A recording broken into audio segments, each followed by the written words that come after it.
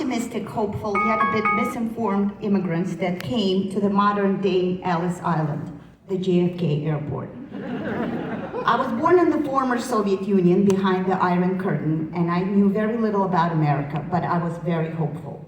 And so at the impressionable age of 13, when I was driving through Verrazano Bridge from JFK with my family to Philadelphia, I remember peeking through the window of the car and seeing glimmering lights in the water.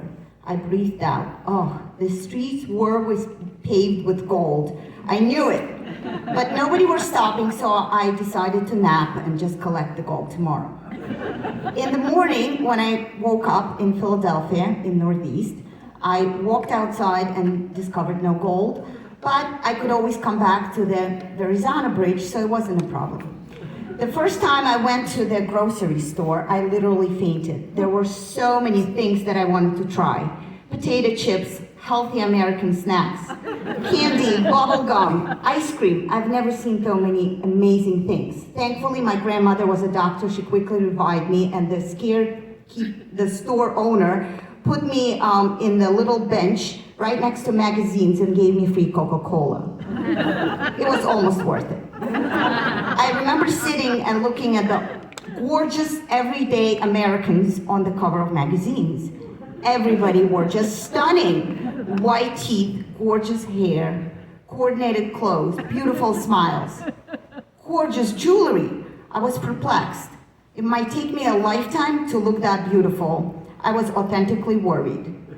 And so when I was beginning my ESL classes in Baldy Middle School, I was put behind a girl who came from the Middle East, and I couldn't see her face every day, but I saw her luscious, gorgeous black hair. I had a bit of resentment building inside of me. Resentment because she was one step closer to the blackboard, thus learning English, and to becoming an American. She looked gorgeous. So about 2 weeks into learning English, I mastered the courage, came up to her, smiled, pointed to her hair, and said, "Beautiful." She spoke no English as well. She smiled back, twirled her hair, and said, "Onion." I ran to the place where I was seated and phonetically wrote what she said. I had no idea. So the way back from school, I stopped by my favorite supermarket, bought myself potato chips, and stopped by the apartment of our neighbor, whose family immigrated from Ukraine a few generations back, and they were kind of helping us. So I said to her, "What is onion?" She smiled, went to the kitchen, and retrieved the vegetable. "Oh," I said to myself, "that's very odd, but perhaps that was the secret to the beginning of my transformation into an everyday American." And so the next day, on my way from school, I stopped by the grocery store, but instead of buying myself yet another healthy American snack, I went to a produce department and bought not one, not two, but 3 onions for $1. When I came back home, I had no instructions. Patience is not exactly my virtue, so I thought of eating onions, but it might take me a while to really digest it and transform my hair into this luscious, gorgeous type. And so I decided that perhaps the best thing was to grate the onion. I'm creative like that. And just dump the contents onto my hair to see it would work. Yeah, I did just that. I went to the bathroom, dumped the content of the ball onto my hair, took the towel that was very expensive, it was like $3.99, one of the first purchases we did in this country, wrapped it around my not so luscious hair, and went with potato chips from yesterday to watch Guiding Light, my favorite new American TV show. All went well with the Spaulding family and me until my biological family arrived home.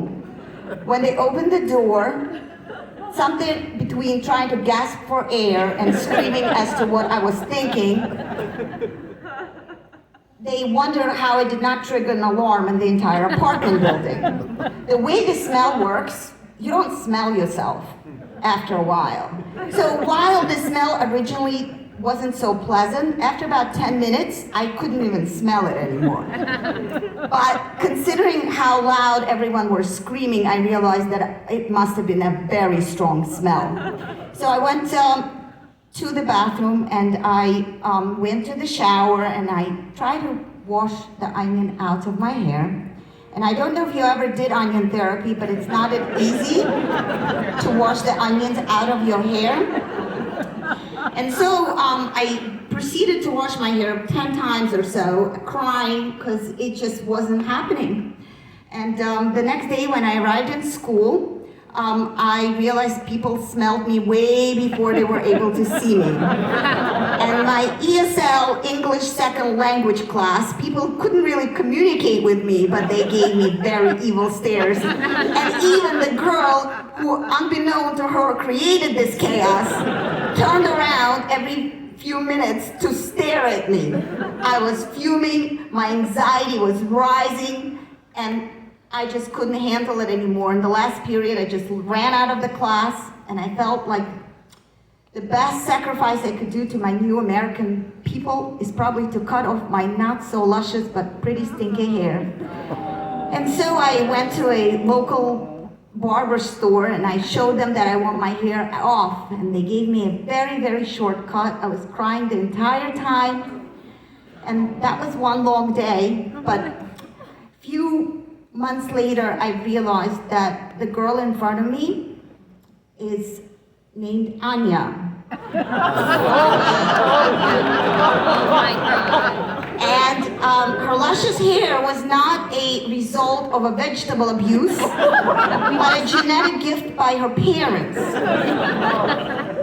Funny enough, a few years later when I met my husband, one of the first things he told me on a date is that he's allergic to onions. So that's it for onion therapy in my household. And I still love to go to grocery stores and stare at beautiful snacks and try to buy something I've never tried before, whether it's ice cream or bubble gum, and I appreciate all of it. But most importantly, I love to look at the pictures of magazines, the cover pictures. And I realized I will never look like those perfect people. But as I embraced my faith, I've learned that the biggest contribution you can give to the world is by being you, because each one of us is unique and vibrant and beautiful, and that's the biggest gift to my American family. Thank you.